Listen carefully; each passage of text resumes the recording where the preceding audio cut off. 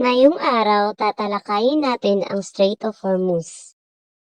Ang Strait of Hormuz ay isang mahalagang daanan ng kalakalan sa mundo na nag-uugnay sa Persian Gulf, sa Gulf of Oman at Arabian Sea. Ito ay isang kritikal na ruta para sa supply ng langis na may halos 20% ng pandaigdigang langis at 25% ng liquefied natural gas na dumadaan dito araw-araw.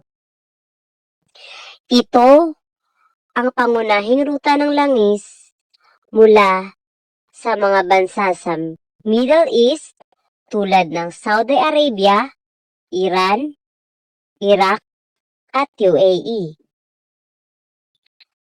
Ang pagsara ng Strait of Hormuz ay maaaring magdulot ng pagtaas ng presyo ng langis at epekto sa pandaigdigang ekonomiya.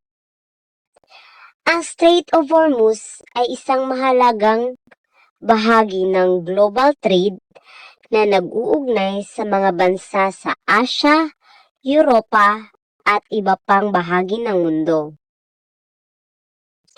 Ang mga bansa na umaasa sa Strait of Hormuz para sa supply ng langis ay kinabibilangan ng China, India, Japan, at South Korea.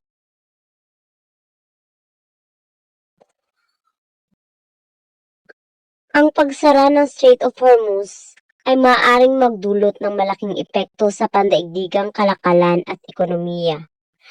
Kabilang ang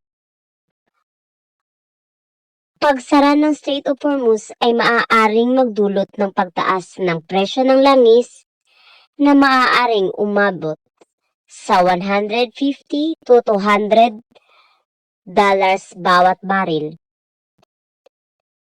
Crisis sa supply ng langis.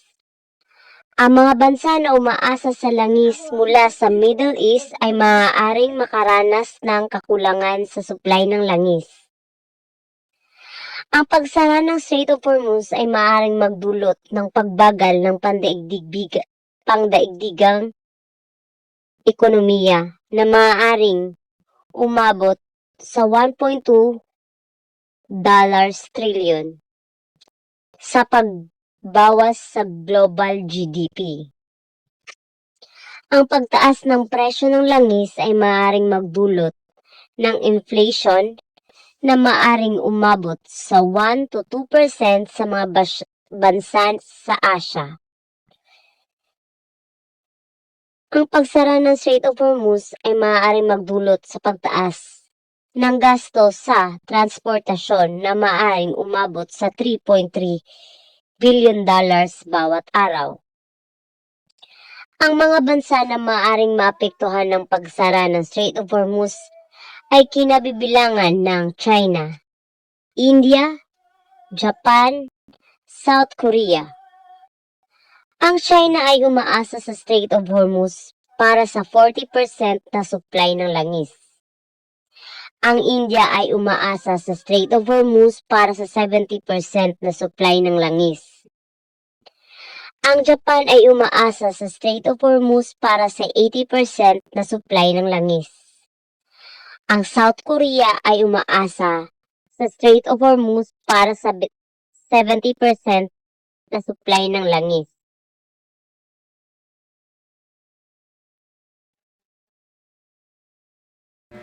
Bakit mahalaga ang Strait of Hormuz?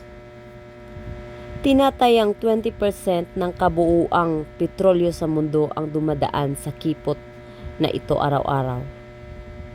Sa pinakamakitid na bahagi nito, ang mga ruta ng pagpapadala ay may lapad na 2 milya or 3.2 kilometer lamang sa bawat direksyon. Dahil sa dami ng langis na dumadaan dito, ang anumang pagkagambala sa kipot ay madalas na nagdudulot ng agarang pagbabago sa pandaigdigang presyo ng enerhiya. At sa kasalukuyan, ang Strait of Hormuz ay nasa gitna ng isang malaking krisis sa mundo. Ang mga sumusunod ay isang pangkalahatang ideya ng palangkasan ng langis sa mahalagang daan